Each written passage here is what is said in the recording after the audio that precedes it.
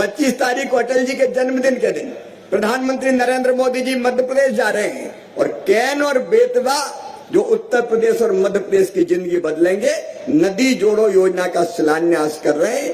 प्रधानमंत्री कृषि सिंचाई के बारे में आदरणीय देवेंद्र जी बात कर रहे थे, उनका संकल्प है पर ड्रॉप मोर क्रॉप का। तो ऐसे अनेकों प्रयत्न चल रहे हैं जो किसान का उत्पादन बढ़ाए। दूसरा संकल्प है उत्पादन की लागत घटाना। मैं तो देवेंद्र जी आपका अभिनंदन करता हूं। प्रधानमंत्री जी ने किसान सम्मान निधि प्रारंभ की, लेकिन आपने नमो शेतकरी सम्मान योजना के नाम से 6,000 रुपए पर 6,000 रुपए और किसान को दिए। ये हिंदुस्तान में एक मिसाल है। मैं महाराष्ट्र सरकार का देवेंद्र जी का अभिनंदन करता हूं। यहाँ 12,000 रुपया मिलते हैं। अब बड़े किसानों के लिए बड़ी बात नहीं हो सकती, लेकिन छोटे किसानों के लिए जब जरूरत पड़ती है ये 12,000 रुपया वरदान बन जाते हैं। किसान क्रेडिट कार्ड पर कम ब्याज पर कर्जा किसान को देने का काम आज पूरे देश में प्रधानमंत्री नरेंद्र मोदी जी के आशीर्वाद से हो रहा है। और केवल इतना ही नहीं, अगर संस्थागत ऋण कृषि पर देखें तो पुरानी सरकारों के जमाने में जो कभी 7 लाख करोड़ हुआ करता था, आज बढ़ के 25 लाख करोड़ रुपया तक पहुंच गया है। अगर फर्टिलाइजर सब्सिडी देखें, मुझे ये कहते हुए गर्व है कि जब शरद पवार जी कृषि मंत्री हुआ करते थे तो कृषि मंत्रालय का बजट था 23,000 करोड़ रुपया, लेकिन आज है 1,27,000 करोड़ रुपया प्रधानमंत्री नरेंद्र मोदी जी ने किसानों के कल्याण के लिए दिया है। अब इसमें फर्टिलाइजर नहीं है, 1,94,000 करोड़ रुपए की सब्सिडी यूरिया डीएपी जैसे फर्टिलाइजर पर मोदी सरकार देने का काम कर रही है।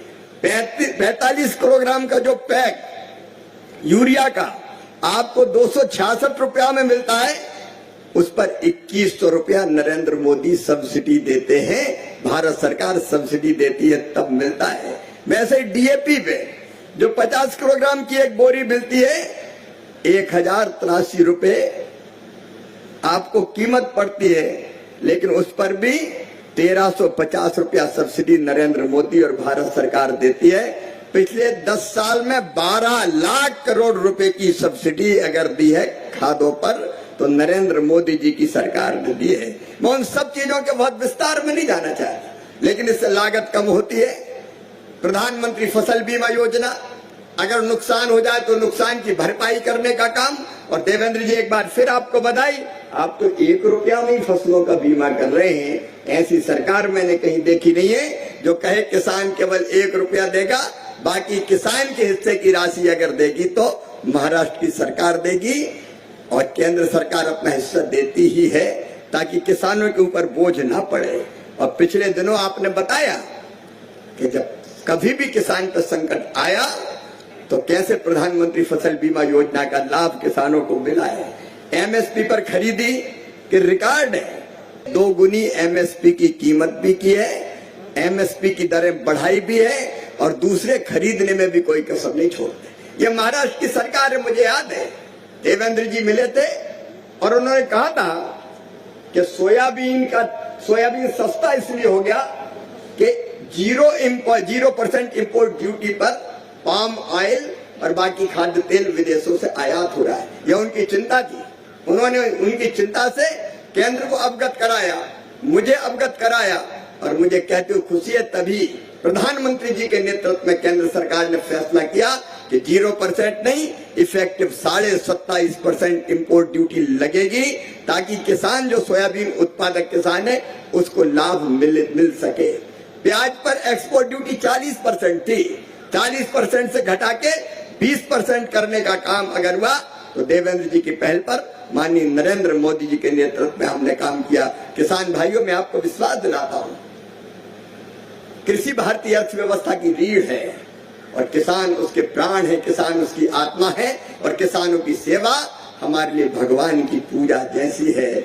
हम दिन और रात लगातार एक के बाद एक जैसे किसानों के सामने समस्या आती है उसके समाधान में प्रधानमंत्री नरेंद्र मोदी जी के नेतृत्व में कोई कसर नहीं छोड़ते, कोई कमी नहीं छोड़ते और इसलिए अलग अलग योजनाएं लगातार बनती चली जाती है। आज उनके बहुत विस्तार में मैं नहीं जा रहा, लेकिन अलग अलग योजनाओं के माध्यम से जिनमें से कई का जिक्र अभी देवेंद्र जी कर रहे थे, हम हम किसानों के कल्याण के काम में निरंतर लगे हैं, लगातार लगे हैं, आगे भी हम लगातार लगे रहेंगे। लेकिन इसके साथ एक निवेदन मैं जरूर आज किसान भाइयों से करना चाहता हूं। प्रधानमंत्री जी की तड़प है, उनका सोच है कि किसान का उत्पादन भी बढ़े, लेकिन धरती आने वाली पीढ़ियों के रहने लायक भी बचे। और इसलिए एक प्राकृतिक कृषि मिशन जिसकी चर्चा देवेंद्र जी भी कर रहे थे, उन्होंने प्रारंभ किया है।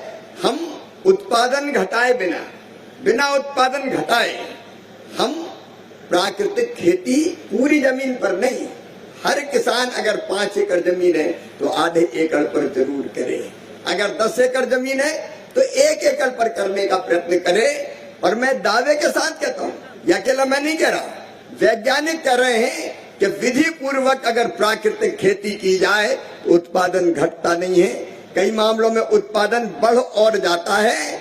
और फसल की जो गुणवत्ता है, चाहे फल हो, सब्जियां हो, अनाज हो, गुणवत्ता तो कई गुना ज्यादा बढ़ जाती है। और इसलिए आने वाले समय में धीरे धीरे लागत घटाने के लिए, बेहतर उत्पादन के लिए और धरती को आने वाली पीढ़ियों के रहने लायक बचने देना है कि नहीं बचने देना है।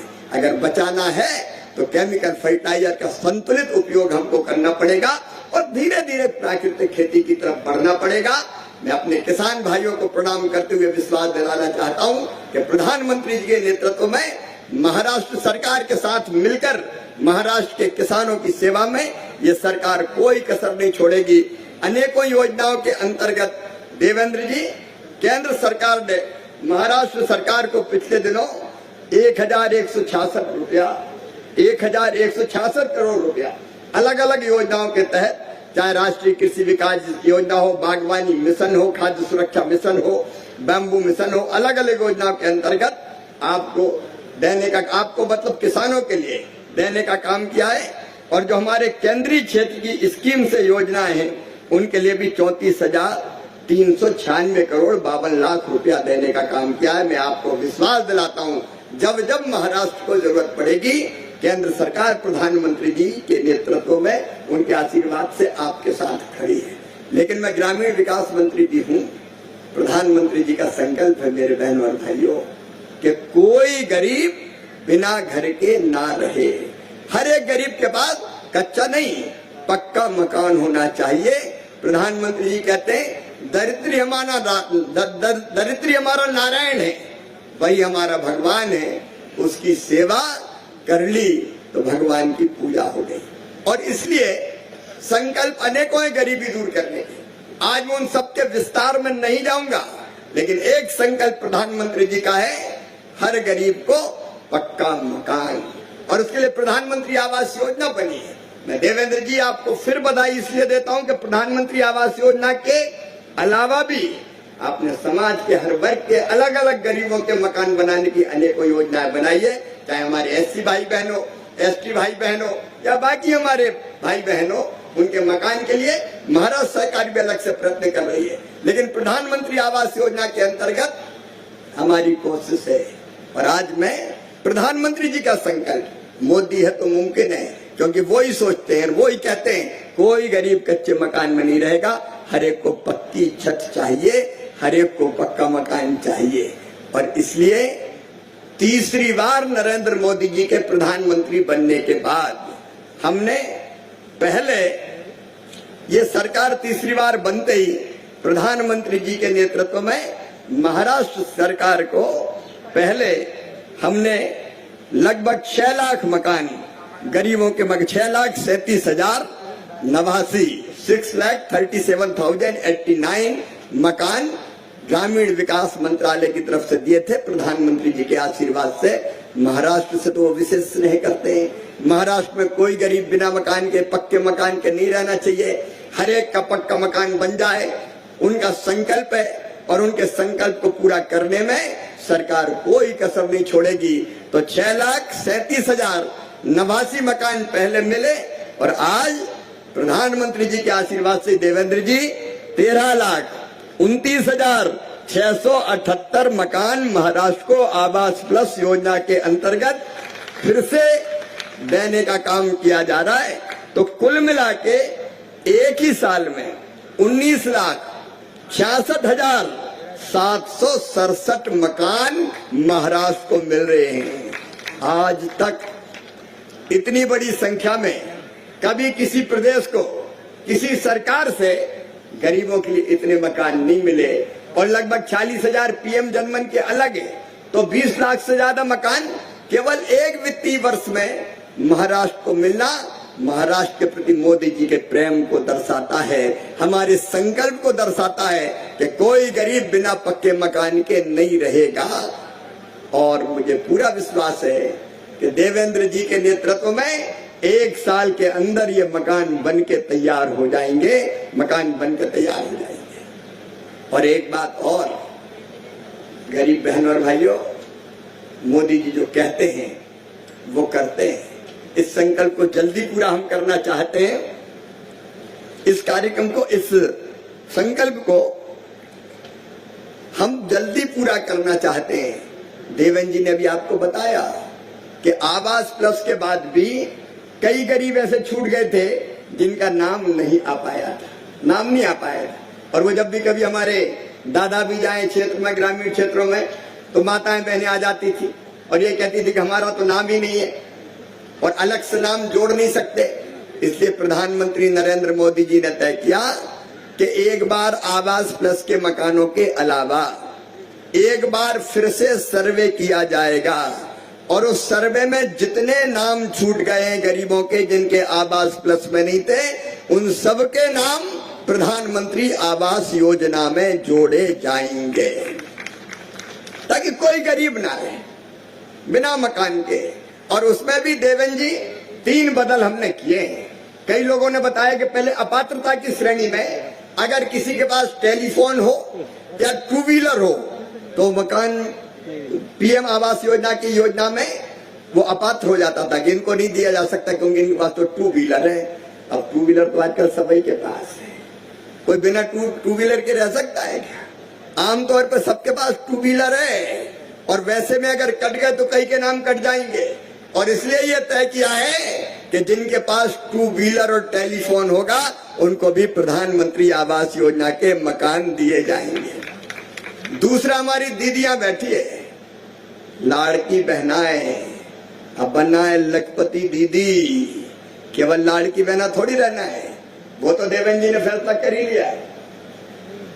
और इस बार की रक्षाबंधन और दिवाली हो, कितने आनंद से बनी हमारी बहनें अच्छी तरह जानती है। बताओ अच्छा लगा कि नहीं सबको? अरे बोल के बताओ ना, अच्छा लगा कि नहीं? लेकिन अब यहीं तक थोड़ी रहना है, अब बनना है लखपति दीदी। लखपति दीदी का काम भी पीएम साहब ने मुझे ही सौंपा है। हम प्राण से ये कोशिश करेंगे। प्रधानमंत्री जी ने कहा है 3 करोड़ लखपति दीदी बनाना है। 3 करोड़, 1 करोड़ 15 लाख हो गई। कौन कौन दीदी लखपति बनने तैयार है? जरा हाथ उठाओ।